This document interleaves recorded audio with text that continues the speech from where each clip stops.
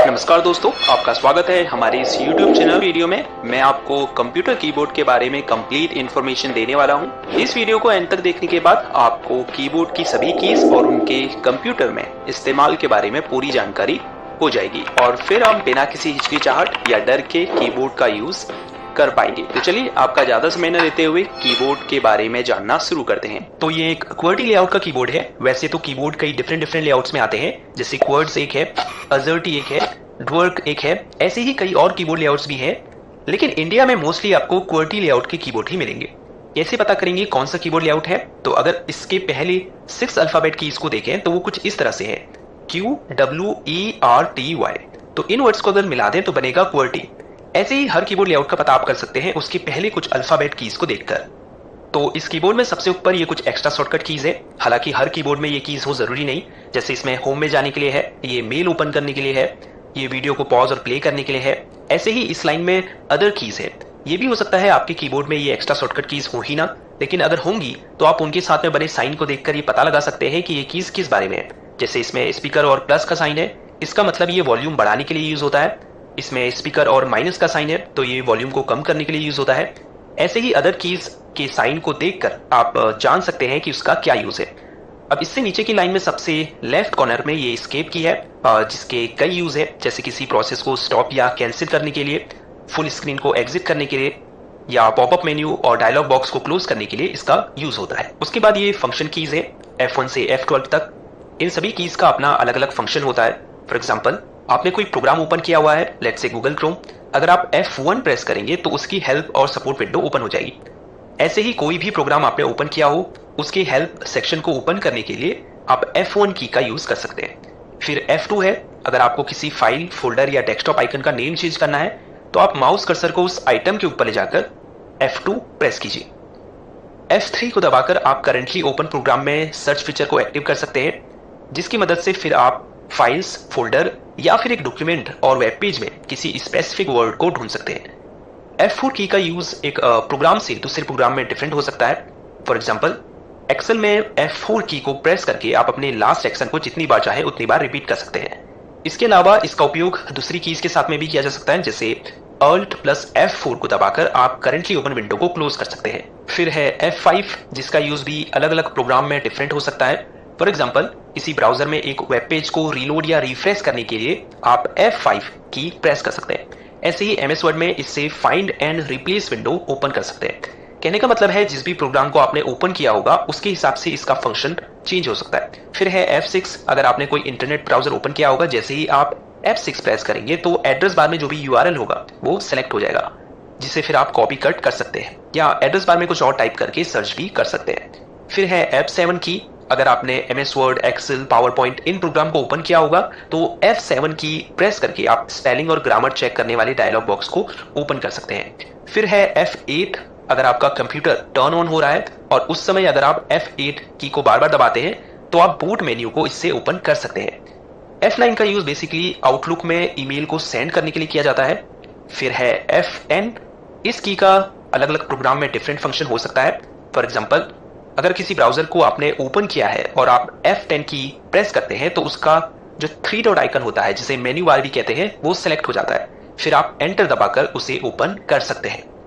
अगर F11 को आप प्रेस करते हैं तो आप ब्राउजर में फुल स्क्रीन को एक्टिव कर सकते हैं। वापस F11 प्रेस करके फुल स्क्रीन को एग्जिट भी कर सकते हैं। अब लास्ट फंक्शन की F12 है, अगर आपने MS ऑफिस का कोई एप्लीकेशन ओपन किया होगा तो आप जैसे ही F12 की प्रेस करेंगे, इससे save as dialog box open होगा, जिससे आप अपने डॉक्यूमेंट को कंप्यूटर में सेव कर पाएंगे। तो ये थी F1 से F12 तक की फंक्शन कीज। अब इसी लाइन में सबसे राइट कॉर्नर पर 2 कीज और हैं। पहली में लिखा है PRT SCR SYS RQ। ये प्रिंट स्क्रीन की है, जिसे अगर आप प्रेस करेंगे तो आपकी पूरी स्क्रीन क्लिपबोर्ड में कैप्चर हो जाएगी, फिर जिसे आप पेंट सॉफ्टवेयर में जाकर पेस्ट कर सकते हैं। अगर आप अपनी पूरी स्क्रीन का स्क्रीनशॉट लेना चाहते हैं तो आप प्रिंट स्क्रीन की का यूज कर सकते हैं। हो सकता है दूसरे कीबोर्ड में PRT SC या फिर PRT SCN ही लिखा हो, लेकिन आपको ये देखना है कि अगर शुरुआत में PRT लिखा है तो वो प्रिंट स्क्रीन की ही है। लास्ट में स्क्रॉल लॉक की है, जैसे ही आप इसे प्रेस करेंगे आप देख सकते हैं स्क्रॉल इंडिकेटर ऑन हो चुका है।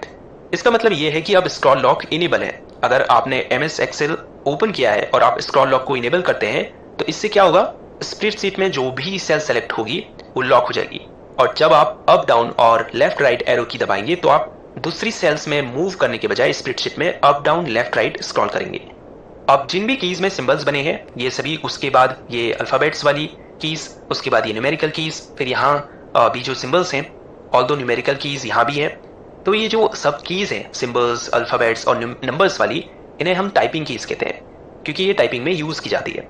अभी आगे बताऊंगा कैसे इनको यूज करना है। उसके बाद आ जाते हैं बैक स्पेस की पर। ये जो लेफ्ट एरो है ये बैक स्पेस की का सिंबल है। जब आप इसे प्रेस करेंगे तो जिस भी वर्ड के आगे आपने माउस कर्सर को रखा होगा उसका एक कैरेक्टर डिलीट हो जाएगा। अगर आपने डॉक्यूमेंट में एक से ज्यादा कैरेक्टर को डिलीट करना है तो बैक स्पेस की को वहां तक दबाए रखें जहां तक डिलीट करना है आपको। इसके नीचे एंटर की है। अगर आप किसी डॉक्यूमेंट में हैं या टेक्स्ट एडिटर में हैं तो एंटर की दबाकर आप पैराग्राफ की नेक्स्ट लाइन में मूव कर सकते हैं। इसके अलावा ओके बटन के रूप में भी आप इसका यूज कर सकते हैं। उसके अलावा ये शिफ्ट कंट्रोल ऑल्ट इस तरफ भी है, कंट्रोल शिफ्ट ऑल्ट, इन्हें मॉडिफायर कीज कहा जाता है। ये जो कीज है ये हमेशा दूसरी कीज के साथ में इस्तेमाल की जाती है जिन्हें हम शॉर्टकट कीज भी कहते हैं। अगर आपको इन सिंबल्स को अपने डॉक्यूमेंट में ऐड करना है जिनमें नंबर्स लिखे हैं, कुछ कीज में दो सिंबल्स हैं, अगर आप इन कीज को प्रेस करेंगे तो पहला सिंबल तो टाइप हो जाएगा लेकिन जो इसमें दूसरा सिंबल बना है वो टाइप नहीं होगा। तो इन्हें टाइप करने के लिए फिर आप इन्हें शिफ्ट के साथ दबाएंगे। ऐसे ही अगर ऑल्ट की और F4 की को साथ में दबाएं तो आप करेंटली ओपन विंडो को क्लोज कर पाएंगे। तो ये जो तीन कीज है ऑल्ट, कंट्रोल और शिफ्ट, ये हमेशा दूसरी कीज के साथ में कॉम्बिनेशन के रूप में यूज की जाती है।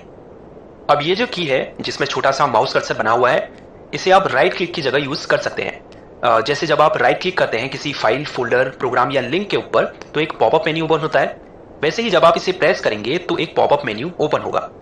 अब लेफ्ट कॉर्नर में कुछ इंपॉर्टेंट कीज हैं जैसे कैप्स लॉक। अगर आप किसी अक्षर या शब्द को कैपिटल लेटर में टाइप करना चाहते हैं तो कैप्स लॉक को प्रेस कीजिए। यहाँ ऊपर अगर आपको कैप्स इंडिकेटर ऑन दिखे इसका मतलब कैप्स लॉक इनेबल है। कैप्स लॉक की के ठीक ऊपर टैब की है जिसके कई सारे इस्तेमाल होते हैं। जो कॉमन यूज है वो ये है कि जब हम वर्ड में या नोटपैड में होते हैं और स्पेस की प्रेस करते हैं तो माउस कर्सर एक कैरेक्टर आगे मूव होता है, जबकि टैब की को दबाकर आप इसे 4-5 कैरेक्टर आगे मूव कर सकते हैं। अब इस तरफ आ जाते हैं, ये है इंसर्ट की। अगर आप किसी वर्ड प्रोसेसिंग सॉफ्टवेयर में, फॉर एग्जांपल MS वर्ड में या वर्ड पैड में, माउस कर्सर को किसी वर्ड के ठीक पहले रखें और फिर इंसर्ट की दबाएं और कुछ टाइप करें तो होगा ये कि जैसे ही आप कैरेक्टर टाइप करना शुरू करेंगे ये पहले लिखे वर्ड को डिलीट कर देगा और इसे नए टाइप किए गए वर्ड में बदल देगा, जिसे हम ओवरराइट करना भी कहते हैं। इसके नीचे होम बटन है। अगर आपने माउस कर्सर को किसी पैराग्राफ लाइन के बीच में या लास्ट में या स्टार्टिंग में छोड़कर कहीं भी रखा है, अगर आप होम की दबाएंगे तो कर्सर लाइन की शुरुआत में आ जाएगा। इसके अलावा अगर आप किसी वेब पेज के एंड में होंगे तो आप होम की दबाकर वेब पेज में टॉप पर आ जाएंगे। फिर ये डिलीट की है जिससे आप सिलेक्टेड फाइल या फोल्डर को डिलीट कर सकते हैं या किसी सिलेक्टेड टेक्स्ट या पैराग्राफ को भी डिलीट कर सकते हैं। इसके अलावा अगर आप किसी वर्ड के पहले कर्सर को रखकर डिलीट की दबाएंगे तो वह वर्ड डिलीट हो जाएगा। फिर ये एंड की है जिसे दबाकर आप किसी पैराग्राफ लाइन के एंड में कर्सर को ला पाएंगे। इसके अलावा एक वेब पेज के बॉटम में मूव करने के लिए भी आप एंड की का यूज कर सकते हैं। ये पेज अप और पेज डाउन की है जिसे दबाकर आप एक डॉक्यूमेंट या वेब पेज में ऊपर नीचे स्क्रॉल कर सकते हैं। ये नेविगेशन कीज है, अप, डाउन, राइट और लेफ्ट। इससे आप पैराग्राफ में ऊपर नीचे दाएं बाएं मूव कर सकते हैं। इसके बाद इधर भी डिलीट और एंटर की है। फिर ये न्यूमेरिकल कीज है और फिर ये नंबर लॉक की है, क्योंकि अगर आप देखें तो इन नंबर्स की के दो फंक्शन है, जैसे इन पर नंबर भी लिखा है, दूसरा ये नेविगेशन के लिए भी यूज होती है। जैसे देख सकते हैं up down, left right arrow बने हुए हैं, पेज अप पेज डाउन है, होम और एंड है, मतलब एक ही की के दो फंक्शन है।